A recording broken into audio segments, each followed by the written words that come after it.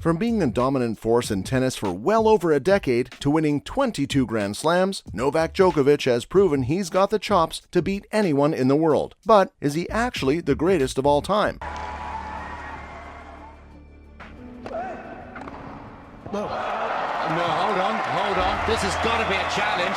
He's taken the... Well, that depends on who you ask. I mean, that's the case with any sport, right? You've got a bunch of great players, and it can be hard to discern who's the actual GOAT. Here's where things get interesting, though. In most other sports like soccer or basketball, the greats usually hail from different eras. So with the way the game evolves, one-to-one comparisons are very difficult. Tennis, however, is in a unique position, because players who are in the running to be the greatest of all time have more or less played at the same time. Like, come on, it's one of the big three, isn't it? Roger Federer, Rafael Nadal, and of course Novak Djokovic. After all, you could make the case for either one of them being dominant in their own right. Federer, for example, was the master of grass and rarely ever lost at Wimbledon in his prime.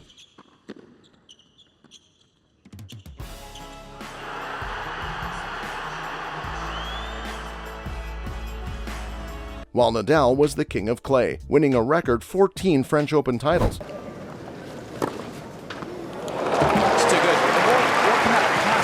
To a player. He played a good game for Dasco in that last game. Nothing to show for it. Djokovic, however, is arguably the best out of the three in this regard. Why? Well, because he doesn't have any discernible weakness. I mean, the dude's record speaks for itself. His game isn't limited to just grass, clay, or hard court surface. He's the jack of all trades and has won tournaments literally everywhere. In fact, he's the only male player to hold all 4 Grand Slam titles on 3 different surfaces at once. Not to mention, he's also the only one to win 30 consecutive major matches across all surfaces. Like, I could go on and on about how versatile his game is and how the conditions don't dictate the way he plays.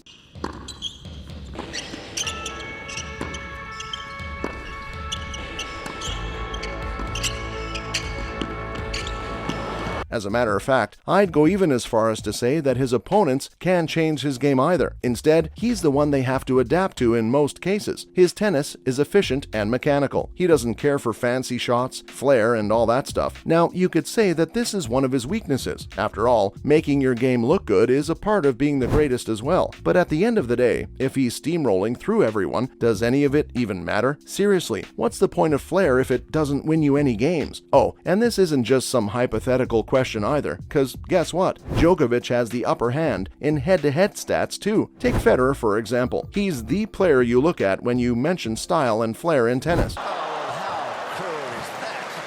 I mean, darn it, it was a winner, that return. That's not cruel, that's a great tennis shot.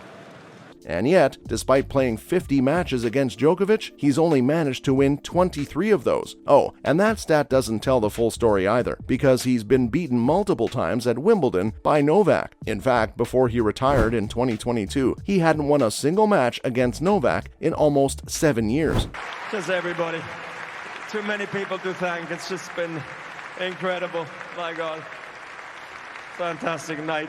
Thank you, everybody. Now, to be fair, Nadal is a lot closer in that regard. He's played 59 games against Djokovic and has won 29 of those. Not to mention he's actually in the lead in terms of major final wins. But again, you've got to add context for that stat to make sense. After all, most of Nadal's wins have come on clay, and if he plays Djokovic anywhere else, it usually results in a loss for him. Oh, and it's not like he's unbeatable on clay either.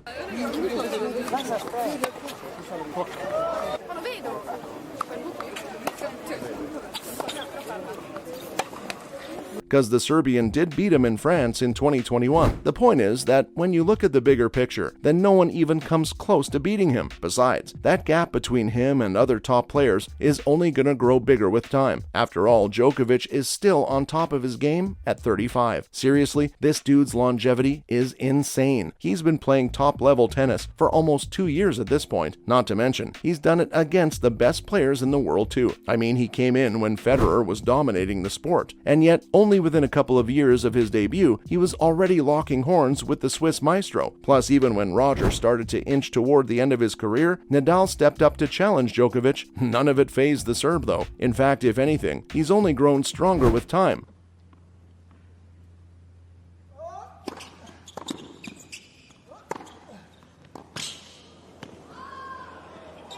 Like if you were to talk about a period of dominance for any tennis player, it'd be Djokovic after 2011. The dude is 35 years old, but continues to win major tournaments like there's no tomorrow. Oh, and for context, others around his age bracket like Andy Murray or Nadal are literally struggling with injuries and can't string together a decent run anymore. With that said, you've got to ask the question, how has he managed to extend his stay at the top for this long? Well, it all comes down to fitness and mental fortitude. Okay, you're probably thinking these two things are extremely obvious, like doesn't every tennis player have these qualities? Do one for the back. It's one of the yoga stretches that I like to do. Let's see if you could. I'm not flexible. No, not that. Okay, so let's.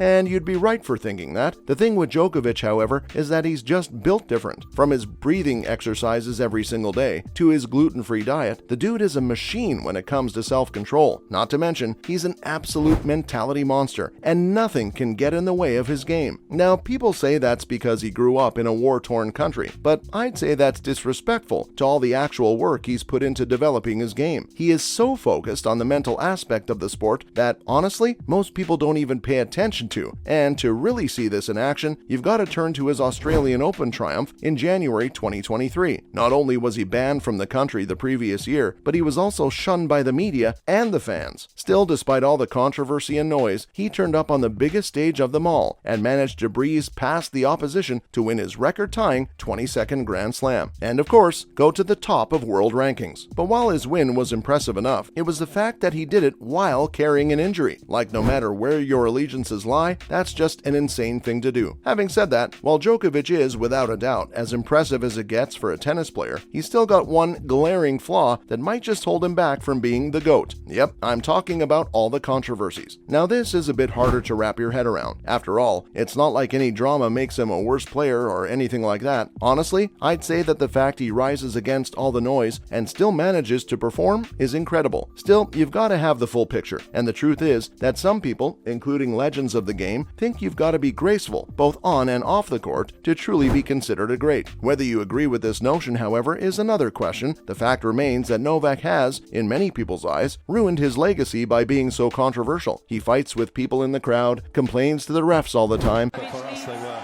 3-2 Djokovic.